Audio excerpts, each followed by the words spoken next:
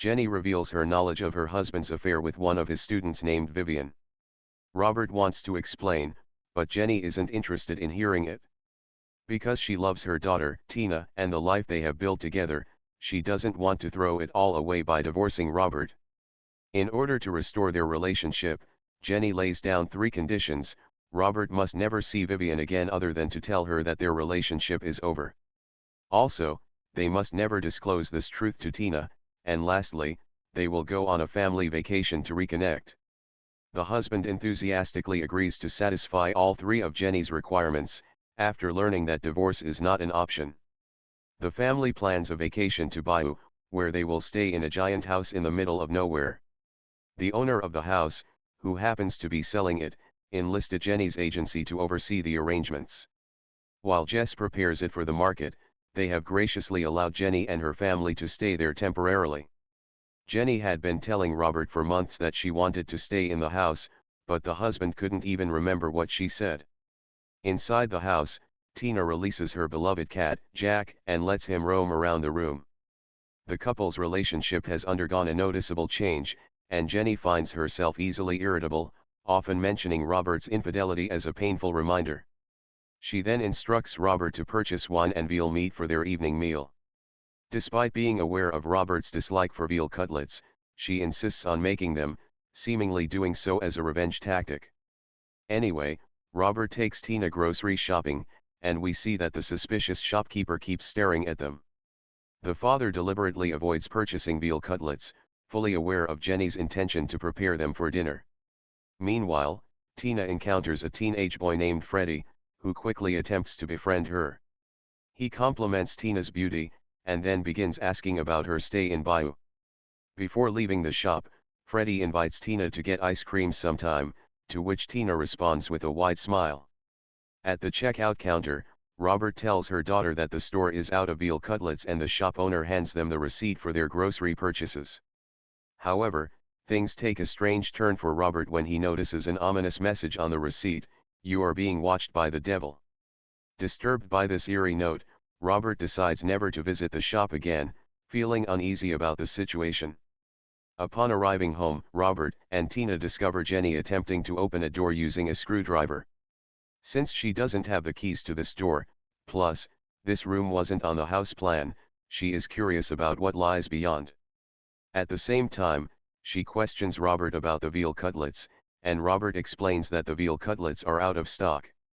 Just then, the doorbell rings, revealing Freddie, who extends an invitation to the family for dinner.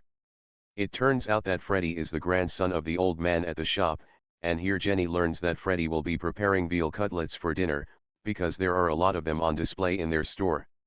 Hearing this makes Jenny upset and disappointed, and so she promptly accepts the invitation. Jenny then confronts Robert, who becomes defensive and continues to lie to her. Additionally, he expresses reluctance about going to the dinner this evening because of the inappropriate note Grandpappy wrote on his receipt. Jenny thinks of the message as a joke, and she brings up about her husband's cheating again, prompting an angry response from Robert, who says that he feels better when he is with Vivian than when he is with Jenny. Jenny breaks down in tears, and Robert finally comprehends his past mistakes and sincerely apologizes for his recklessness. Tina inadvertently overhears their intense argument, causing her immense stress, and leading to a nosebleed. Since Tina is not feeling well, Jenny decides to call off the dinner, but she doesn't have Freddie's number to inform him. Just as Robert expresses his intention to visit the grocery store and apologize for their absence, a knock resounds at the door. To their surprise, it's Freddie. He explains that their oven malfunctioned, which ruined their cooking plan, so the next best thing they thought was to bring the food to join the family for dinner. Unwillingly, the couple extends a hesitant welcome to Freddie and his grandpappy into their home, but Robert remains uneasy about his presence. Out of curiosity, he asks the old man about the message he wrote on the receipt. Grandpappy tells Robert that the devil is watching us all the time, some of us invite them in, and he felt Robert needed to hear those words. Meanwhile, Freddie reveals that his parents passed away years ago from bone cancer, and since then, Grandpappy has raised him as his own. When Jenny asks about the true owner of the house they're staying in, Freddie reveals that they don't spend much time here, so he is unaware of the details. Jenny finds it somewhat peculiar because Freddy is the closest neighbor, and still knows nothing about the owner.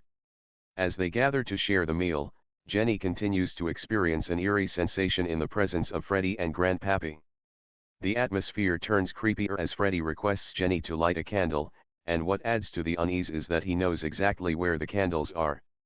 Jenny then gets some matches for Freddy, and then she and Robert have a serious talk about how they need to kick their guests out. However, when they return to the table, Tina excitedly tells them that Freddy lit the candle with his finger, which was a cool trick. Jenny tells Freddy that he and Grandpappy should leave immediately after dinner, but their request doesn't yield the expected response.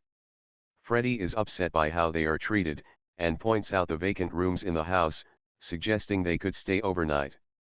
Among these rooms, he even mentions the locked room Jenny had been trying to open earlier, but before Robert can inquire further about how he knew it, Tina's nose begins to bleed again.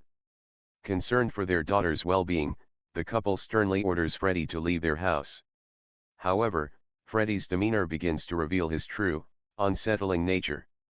Adding to the escalating tension, they discover that Tina's cat has been locked inside the mysterious room, and Freddy possesses the only key to it.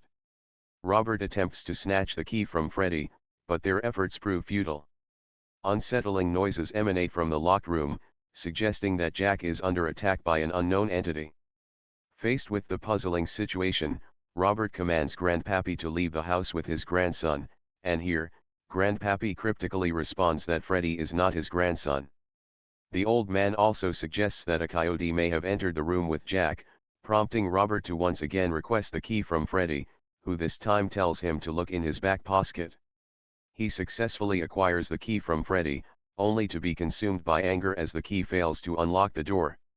When Freddy goes to the bathroom, Grandpappy tells them that he has something to talk about. The grandfather finally reveals that their intentions aren't for robbery.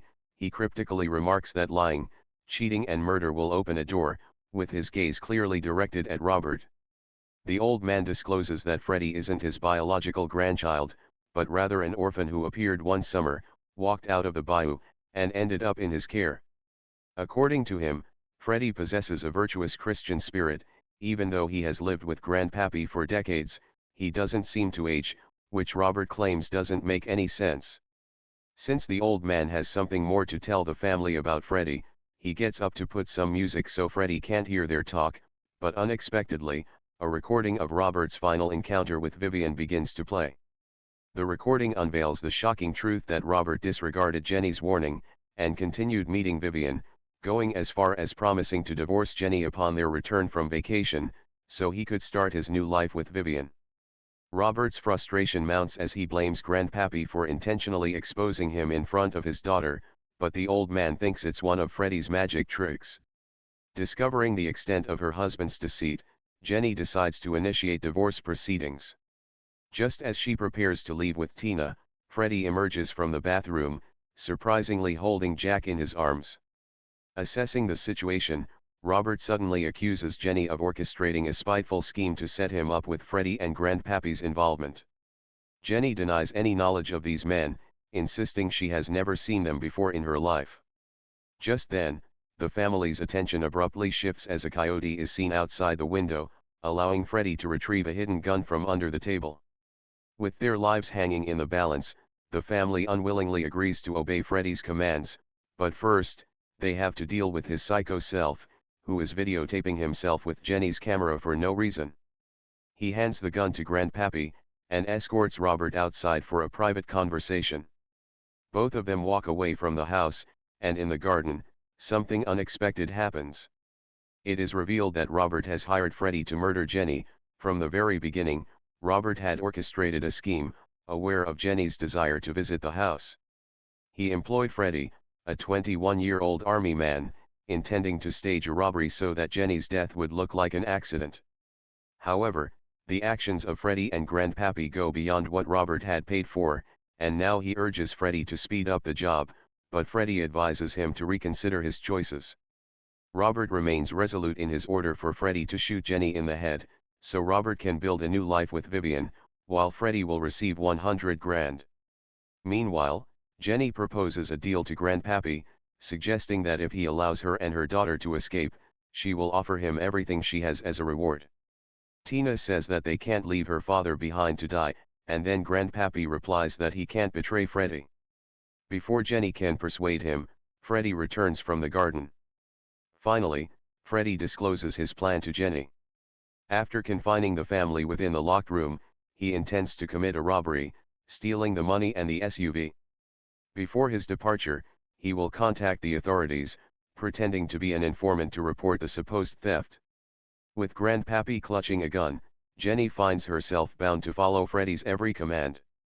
The mysterious men escort the family to the locked room, directing Robert to enter first. Once again, their actions disrupt the plan, but Robert, unable to voice his objections, must place his trust in them. As Robert steps inside, Freddy promptly locks the door. Freddy then reveals a shocking truth about Robert's history of infidelity with numerous women, and advises Jenny not to forgive her husband's mistakes, and face the truth this time.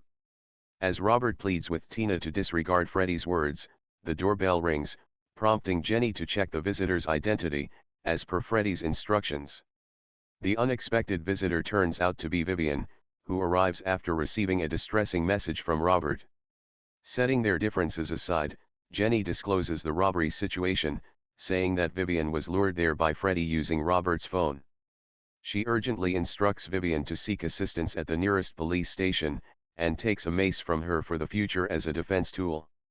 As Jenny's delay raises suspicion, Freddy directs Grandpappy to take Tina and retrieve gasoline. Robert then threatens Freddy, warning of dire consequences for his betrayal, and so, Freddy instructs Robert to explore the closet and discover an escape route himself. On the other hand, as Vivian struggles to start the car, she realizes the door is jammed, leaving her trapped inside. Meanwhile, Grandpappy arrives with the gasoline, and instructs Tina to douse Vivian's car with it. Jenny requests the old man to let Vivian go, but she is compelled to obey under the threat of a gun. Ignoring Vivian's desperate screams and appeals, Grandpappy sets the car ablaze. Jenny uses a hammer to deliver multiple fatal blows to Grandpappy's skull, bringing about his demise. She tries to rescue Vivian, but it is too late, as the fire has already engulfed the entire car. Since Freddy has all the keys, they can't use her car to escape. The mother leaves Tina with the gun and the mace, while still having the will to head inside the house to rescue her cheating husband, unaware of the shocking discovery awaiting her. She stumbles upon Robert lying on the floor with a coyote beside him, his intestines gruesomely sticking out from his abdomen. Robert tells Jenny that Freddy told him that Vivian is here, so Jenny tells Robert that Vivian is still alive to see what he's going to say. Again to Jenny's dismay, Robert asks her to tell Vivian that he loves her.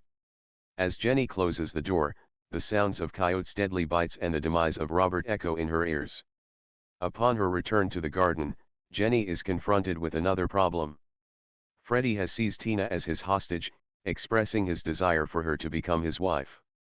Freddy then discloses to Jenny that it was Robert who hired them to carry out her murder, but she's still unable to believe it. According to Freddy, Robert deserves to be killed, not Jenny. Tina then seizes the opportunity to mace Freddy, while Jenny wrests the gun from his grasp, and without hesitation, she fires at him. Here she discovers that his claims of wanting to marry Tina were mere jokes. Freddy confesses that he perceives himself as a moral compass, guiding people who have lost their way. He discloses that he and Grandpappy constructed the house specifically for individuals like Robert, cheaters, liars, and sinners who are strangely drawn to it. He also reveals that he has existed for centuries, unsure if he is a demon, an angel, or simply a confused kid. With his last breath, Freddy hands Jenny her car keys, granting her a chance to escape the horrifying ordeal. After fleeing from the nightmare, Jenny rushes to the nearest police station, seeking assistance in finding her husband. However, the police officer dismisses her explanation, labeling it as mere confusion since there is no record of a house matching her description.